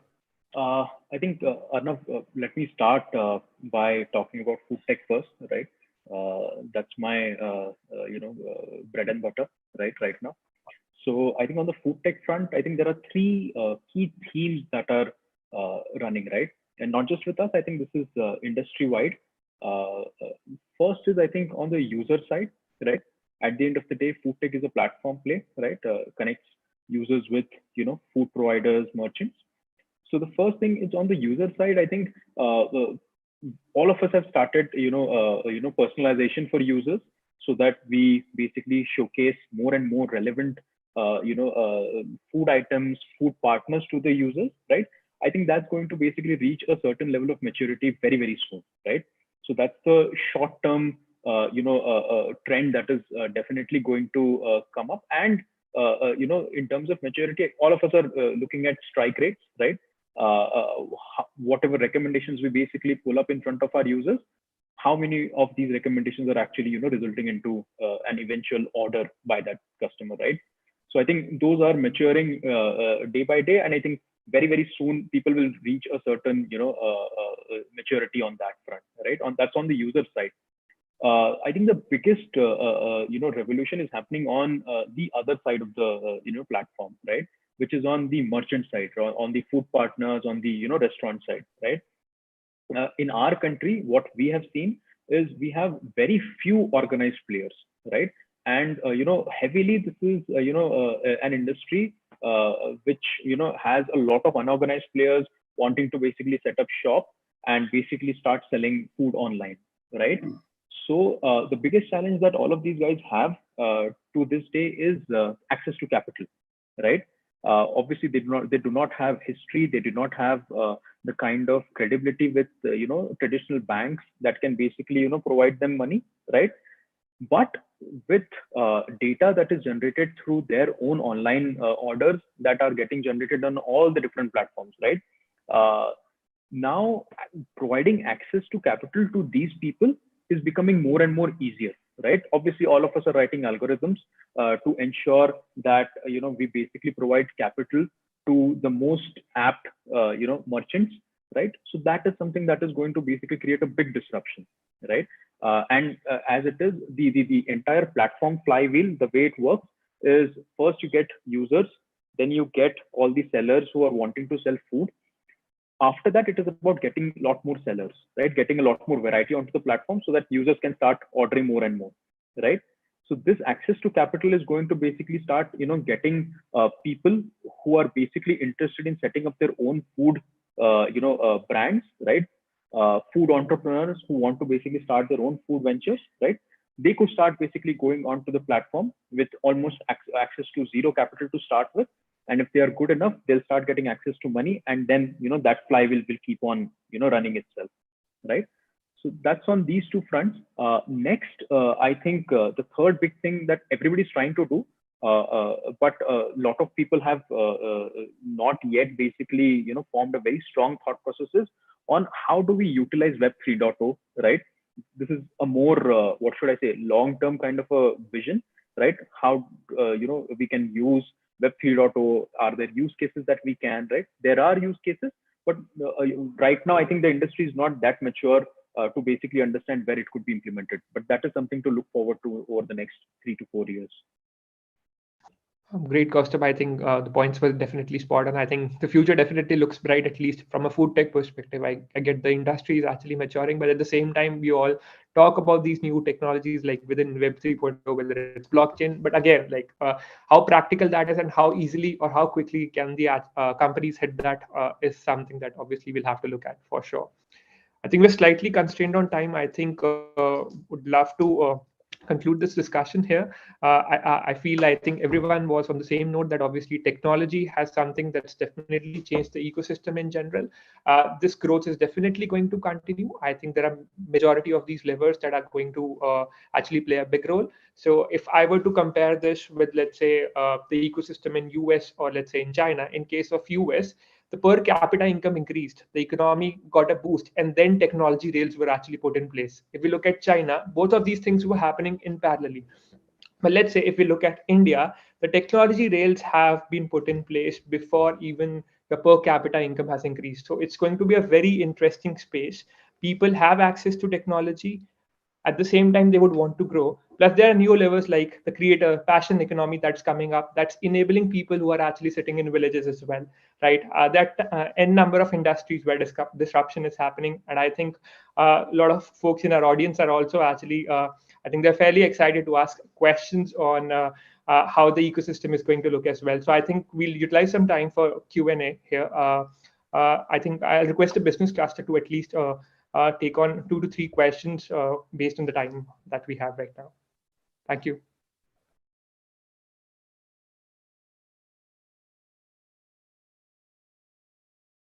Okay. Okay. Yeah, please go ahead. Please go ahead. Nilima.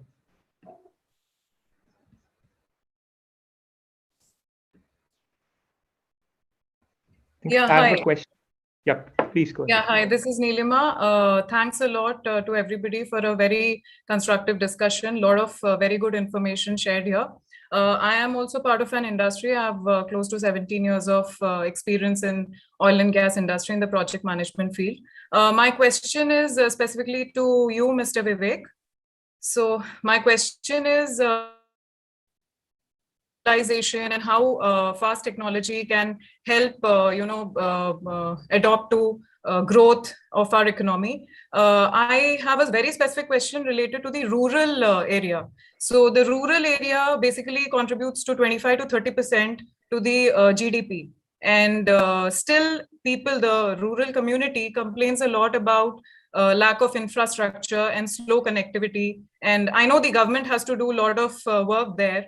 But I want to understand from you, being from the corporate world, do you think this should also be a part of our CSR activity so that this bridge, the gap can be bridged? Yeah.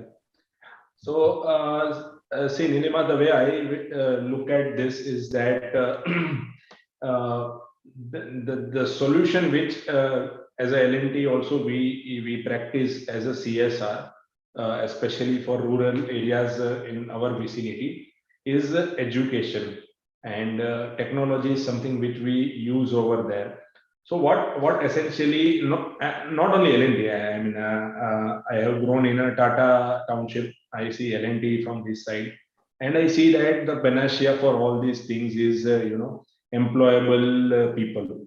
Today, if you want to, or skilled people who can be employed.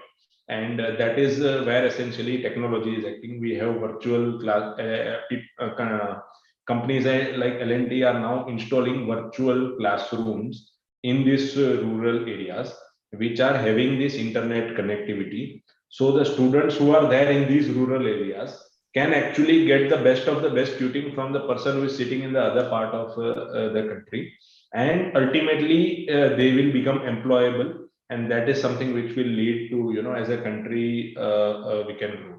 So, is it something which answers your question, Nilima? Hello. Yeah, to quite an extent, but I feel that this is an area where a lot of work needs to be done, and this is a very, I feel that the contribution from the rural area is huge, and being leaders of the corporate, I think there is a lot of work that we can also do and give, basically it's the concept of giving back to the community. So I think that is very, very critical. Yeah, I totally agree with you, Nilima. And I see what you are telling, I see practically happening at my workplace in a manufacturing setup.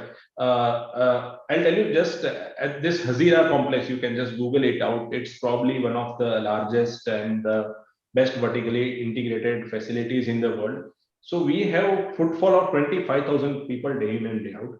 And majority of these people come from, some of them come from vicinity of this place, like Dang or some other rural areas, and also from Uttar Pradesh, Bihar, etc. I myself come from a very, very small town, and I'm making a living over here. So the point I'm trying to make is that corporates are working in this area, but the entrepreneurs. I was reading this report by our government. This 40,000 startup has come from 2016 to 2020. More importantly, they have employed more than 5 lakh people, this particular 40,000 entrepreneurs. So technology, I think this the topic of today is very apt. Technology, entrepreneurship, these are creating opportunities. I'm just telling that education will have to be fit in by these large organizations such as ours and others, so that people are employable, and they can then embark on the journey of as a country we can embark on the journey of being the developed nation. Thank you. Thank you. Thanks a lot.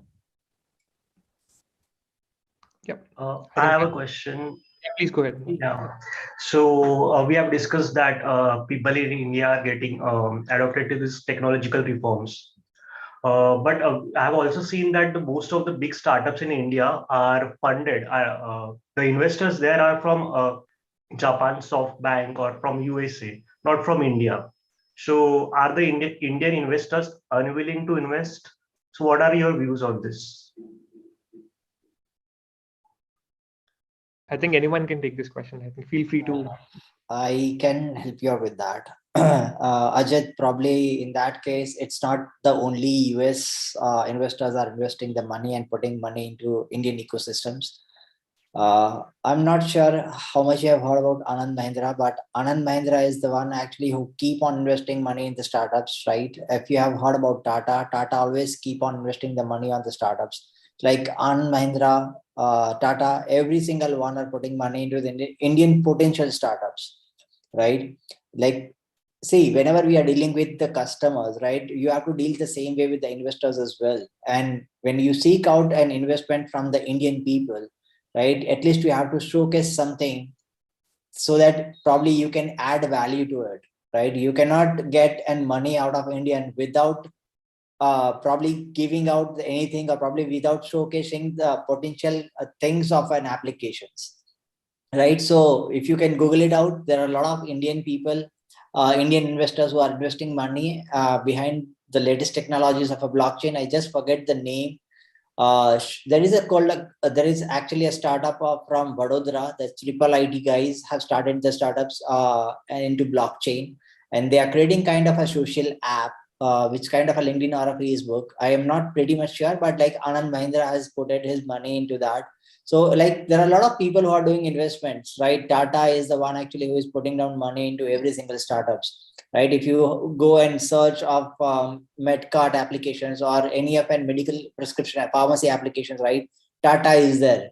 So irrespective of an business vertical you choose, you would find Indian investors into that particular business segment. So probably it's not like only from overseas people are investing money, but even Indian people are also putting a lot of money, but yes, to the potential investment or potential businesses. I hope I have answered your question, Ajit. Yeah. Thank you. I think we can take 2 more questions. I think I can see some questions in the chat. I think one question has been posted by Shivani. Shivani, would you want to ask the question directly here? You would. Yes, sure. So what are some key reasons for business failure? And if anyone is starting his own business, what are some action one should take to increase his potential for success in the business? Again, if Arnav allows me, I would love to take up this question, right? Being under product management, right? We have the product management metrics, and whenever you plot any of the product, right, it's divided into 4 quadrants, region wise and product wise. So are you targeting like the product or the service is what you're serving it, right? It's an existing service. Like, do you have the competitors in the market, or it's completely a new services or a products into the market, right? After that, you have the different regions like existing region or altogether a new region. So like the startups, what you are targeting, or the product or services which you are targeting to launch, right? Are you targeting to launch into the current region or into an existing region? So where does your particular product or services gets fit? And based on that, your action should form so that you can actually thrive into that particular business. So business failures are the one actually they don't do enough research of the target audience. They have to have the target audience enough research in place, that what are they planning to serve? Why are they planning to serve this particular? Because see, if I'm serving you something, right, I need to know that why I'm serving you. Is that a need persist in you? Do you actually need this thing? If there is no certain needs of that particular product or services, right, and you are still serving them, so in that case, it would not be fruitful. So if you had enough full plate of a food, right, and still I ask you, and I ask you to take, you can still have some basundi, but still if your stomach would not allow you to get in that, right, because you are already full. So it's like you have to observe your target audience, and then you can serve the things what you have to serve it. If there is no certain needs, in that case, you would always come across a failure. I think I'll also add something to it. Research is one part. I think definitely that has a role to play when a business fails, because you have to identify gaps in the current market, right, where you can fit in and provide your solutions or services or product. But I think circumstances sometimes, or the dynamic change in environment also plays an important role. And sometimes things go out of your control. I think that is also a challenge. And in that case, you have to, as I talked about the resilience part of it, right? You have to be ready with such situations where you say that, okay, what I thought is not going to work. How can I change quickly? And how can I embrace the failure of my business and take corrective measures, right? I think failures are part of game, right? Everyone would agree with me that, yeah, you cannot escape failures in life, in business, in, I think, every space they are going to come. And how you react to them, are you ready for them? I think that's the key. Great. Yeah, I think great thoughts. I think we have one more question that we can actually take. I think I'll like. Yes, it's yeah. So I want to ask a question. Can you explain the difference between an idea and an entrepreneurial opportunity? Like, why is it important to recognize if your idea is truly an entrepreneurial opportunity or just an idea? I think Kaustubh, would you want to take this? I guess. Sure. I think a very, very small difference between both, right? An idea is something that you might have. Let's say, for example, all of you guys use Amazon, Flipkart, right? You might have an idea to change something on that. That could be termed as an idea, right? But an entrepreneurial opportunity is something which would basically change the way business is looked at, right? That is one, and also creates value, for all the people involved in that. So, for example, if you're talking about, agriculture, agri-tech as a space, right? If you're wanting to basically do some kind of a revolution, a friend of mine is trying to work on something, right? So he belongs to Haryana. So what he's trying to do right now is, connect all these sellers, all the sale that is happening directly from the farm, to, direct manufacturers, right? So he's trying to build a platform to that. So that's an entrepreneurial opportunity because he's trying to create value to that ecosystem, right? He's trying to, move the middlemen away, right? So that's the basic difference, I think. And the one thing that you need to be very, very careful about is, not to get very, very much in love with your idea alone, right? An entrepreneurial opportunity needs to be taken with that kind of a pinch of salt, that your idea might not be the idea that actually brings value to a lot of people, right? So what we basically just discussed about pivots, right? That becomes necessary to be thought about, right? Yeah, would anyone want to add? Yes. I think it's basically what Kaustubh mentioned is right. It's basically about value creation. So when we talk about idea, it's just in mind, and how do you execute and create value for the customers or the market which you target. I think that becomes your entrepreneurial opportunity. I would give you an example. I think we create a substance in a lab, right? Which is a new substance, which we feel that it is a new substance. A chemistry lab, for example. I'm a chemical engineer, so I'm giving you a similar idea. Now, this substance, can this bring value to consumers, right? Can I make it scalable, right? Enough to produce it at a large scale in a plant. Is it possible? First thing, is it feasible? Second thing is it has market which I can serve or I can create value for. I think these are the two things which differentiates between idea and the opportunity that exists for them. Now, just one line is coming to my mind from Steve Jobs is that you can't connect the dots looking forward. You can only do it, looking backwards. So you have to trust that the dots will, somehow connect in the future. I think that line is very relevant in this context. Yeah. Right. Great. I think spot on. I guess the question was answered fairly well. I think we are short on time, so I think I would want to conclude this discussion.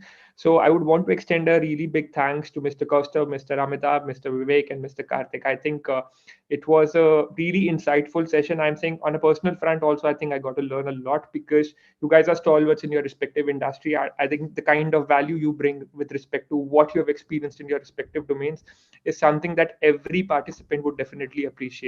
So again, like I would want to extend a really big thanks for spending some time on a weekend, actually, like out of your busy schedule. So definitely appreciate it. Over to you, Business Cluster. Yeah. One more thing, I think there are a couple of more questions. So if Business Cluster team, if we can consolidate those, and I think if we can share it with the panelists, or if they feel they can actually add responses to that separately. Sure, we'll do that. Thank you. Yeah, thank you so much. Yeah. Now I would like to invite Harshit Dhingra for the vote of thanks. Thank you, Alan. Now, coming to the conclusion of the session, on behalf of IIM Visakhapatnam, I would like to extend my sincere gratitude and appreciation to all the panelists, Mr. Vivek Javani, Mr. Kartik Dhokaai, Mr. Kaustubh Fule, Mr. Amitabh Chaturvedi, and Mr. Arnav Sharma for joining and sharing with us experiences and thoughts on the theme, Entrepreneurship in Developing Nations. Is faster technology adoption the way ahead? We found the discussion extremely insightful and thought-provoking. To quickly summarize the discussion, it started with Professor Sushil Kumar introducing the topic, talking about entrepreneurial challenges faced in India and comparing it with developing nations. Then the panel discussed about correlation between entrepreneurship and tech adoption and how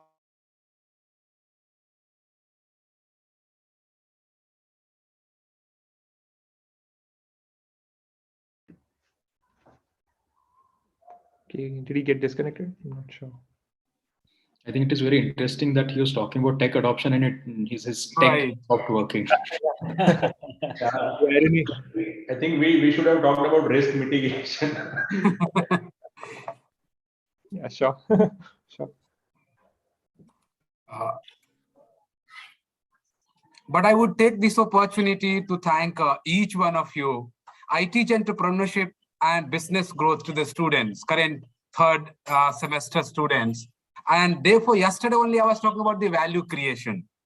So as I'm giving an example of matrimonial.com, Pashushala, and many more. And I was actually trying to compare that you all could see how is the value created and how do we perceive that value. So it is really an experience, the knowledge which you all have shared to my students and to the entire IIM Visakhapatnam fraternity is really inspiring. It has a lot to learn and we all have learned a lot. Thank you. Thank you very much. Thank you. Thank you so much. Thank you, guys. Thank you. It's For a having pleasure. us. Bye. Thank you so much, speakers. Thank you. Thank you. Thank you, everyone. Thank you. Bye-bye. Okay.